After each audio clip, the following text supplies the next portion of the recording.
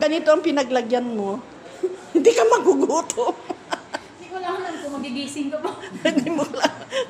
Tignan mo naman yung pagkalaki-laki, oh. Ang laki, tignan mo, oh. Grabe. Pag ganito ang... Yung sa ano, kagaya sa camel. Oo. Malaki. Oo. Malaki talaga, oh.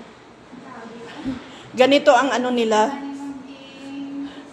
Ganito ang pag nag-serve sila, oh. Yan yung group. Halimbawa, pinaglalagyan ng buong karuf. Kagaya, parang nililitsyon, oh. Parang nililitsyon. Isang buong karuf. Oh. Grabe naman. Ito naman yung, ang tawag dito is sahan sa Arabic.